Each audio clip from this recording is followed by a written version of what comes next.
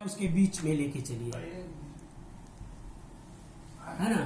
26वां श्लोक में बोले हैं, उस समय अर्जुन को पूरा जोश था युद्ध करने के लिए, शंखनाद हो गया था, सब हो गया था। फिर देखिए भगवान का कृपा कैसे अर्जुन के ऊपर कृपा दृष्टि अलग हो गई। क्या अर्जुन पहले नहीं जानते थे कि हमको युद्ध किससे करना है? नहीं जानते थे, सब तो पता था। फिर उस समय जो शंखनाद हुआ, उस समय इनका ये भाव कहाँ था कि अगर हम इन लोगों को मारेंगे, इन लोगों का वध करेंगे तो ऐसे ऐसे हो सकता है। उस समय तो अर्जुन को ध्यान नहीं था। लेकिन भगवान जब अर्जुन आवेश में आके भगवान को आदेश किए कि मेरा रथ युद्ध के बीच में लेके चलिए, तो भगवान ने उनको ऐसी माया रहित दृष्टि दी जिससे अर्जुन का भाव विभोर हो गया। धनुष गांडीव गिरने लगा उनके कंधे से, उनके हाथ से गांडीव सरक रहा है और वो रथ पे बैठ गए, है ना। ये भगवान ही करा रहे हैं, दूसरा कौन कराएगा? इसमें 4 बात का वर्णन हुआ है।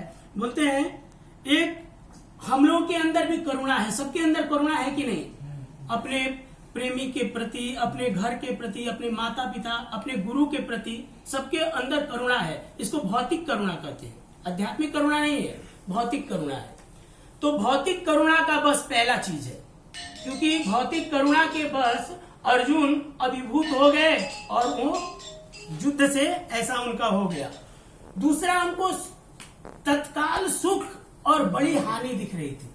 अभी तो वो युद्ध करके मार देंगे तो उनको राज्य प्राप्त हो जाएगा। लेकिन अर्जुन यहाँ पे बोल रहे हैं कि पिछले श्लोकों में बोले हैं अर्जुन कि यदि हम वध करते हैं, आई नहीं दिखती है इसमें कुछ।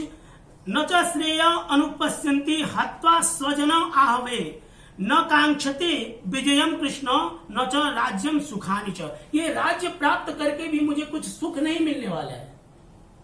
राज्य तो प्राप्त हो जाएगा, लेकिन ये सुख मैं जिसको दिखाने के लिए, अगर किसी को नहीं दिखाना हो तो वो सुख किस काम का है किसी काम का? हम लोग सुखी इसके लिए हो, दूसरे से कंपेयर करते हैं, हम लोग दूसरे से कंपेयर करते हैं। एक कथा में मैं सुना था कि 4-5 जो बच्चा लोग स्कूल में पढ़ते हैं ना, तो एक बच्चा आया, अपने पिताजी को सर्टिफिकेट दिखाया तो 80% है, सफिशिएंट है, मतलब उतना चलेगा। लेकिन उसका पिताजी बोलते हैं कि वो डॉक्टर साहब का बच्चे का कितना आया, तो 86% आया। अच्छा, उस दूसरे का, शर्मा जी का बच्चे का कितना आया, तो 90% आया। फिर तुम्हारा क्यों 80 आया? मतलब हम लोग दूसरे के सुख से अधिक चाहिए हमको। हमारे लिए पर्याप्त 80% है हमारे बच्चे के लिए, लेकिन नहीं, उसमें खुशी नहीं है। हम तो दिखावा का, भौतिकता में दिखावा बहुत बड़ा चीज है। तो अर्जुन भौतिक दृष्टि से भी बोल रहे हैं और सुख बोल रहे हैं। अभी क्षणिक सुख मिलेगा, ये जन्म में तो फिर भी मैं सुखी हो जाऊंगा, लेकिन इसके बाद ये लोग का वध करने के वजह से मुझको आजीवन नरक, कितना जन्मों तक नरक मिलेगा, है ना। गुरु का हत्या, अपने सबका हत्या करने का पाप जब लगेगा तो मैं बहुत जन्मों तक नरक में रहूंगा, और ऐसा सुख मेरे किस काम का है कृष्ण? ये तो आप भी जानते हैं, कृष्ण को बोल रहे हैं। तीसरा बोल रहे हैं